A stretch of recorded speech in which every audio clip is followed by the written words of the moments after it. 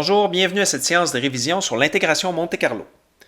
Je vais commencer par peut-être faire un petit commentaire sur l'utilisation du terme Monte-Carlo. À l'origine, ça a été utilisé vraiment pour identifier une méthode d'intégration ou de calcul d'intégrale définie à l'aide de nombres aléatoires. Avec le temps, ça en est venu à vouloir identifier à peu près n'importe quoi qui utilise des nombres aléatoires. Vous allez souvent rencontrer dans la littérature la mention de simulation Monte-Carlo, qui est en soi un pléonasme, parce que dès qu'on parle de méthode Monte-Carlo, en mathématiques, en statistique, ça implique nécessairement l'utilisation de la simulation pour obtenir des nombres aléatoires.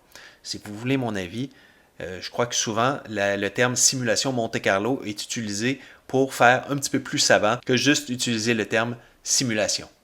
Cette vidéo sera très courte parce qu'il y a en fait très peu de notions à réviser. L'intégration Monte-Carlo, ça repose sur une idée toute simple, qui est la suivante. Supposons donc que l'on doit calculer l'intégrale définie sur un intervalle, disons, de a jusqu'à b, d'une fonction h. L'idée, c'est de réexprimer la fonction h comme le produit de deux fonctions, g et f, où f est une fonction bien spécifique, c'est une fonction de densité de probabilité d'une certaine variable aléatoire, peu importe quelle est la densité en question. Et on va dire donc que la fonction f, c'est la densité d'une variable aléatoire, disons x.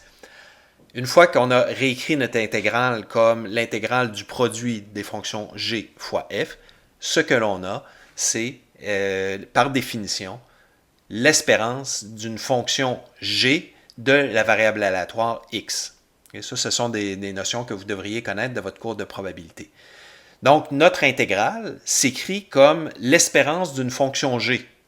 Et comment est-ce qu'on pourrait obtenir une approximation, et qui peut être aussi bonne qu'on le souhaite, d'une espérance? C'est en calculant la moyenne arithmétique d'un échantillon de la variable aléatoire g de x. Et comment est-ce qu'on fait ça?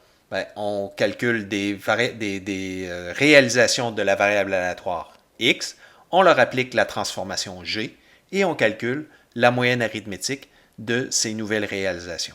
Et ça, tout ça, ça va nous donner une approximation de notre intégrale définie. C'est juste ça, l'idée de l'intégration Monte-Carlo.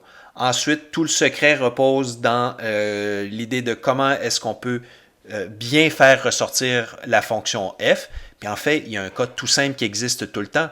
On a juste à dire que notre fonction h, c'est la fonction elle-même fois 1 qui serait la fonction de densité de probabilité d'une distribution uniforme. Ou en fait, je devrais plutôt préciser 1 sur b moins a, où a et b sont les bornes de notre intervalle, pour obtenir une distribution uniforme sur l'intervalle AB. Autrement, rien d'autre à dire véritablement sur la méthode Monte-Carlo.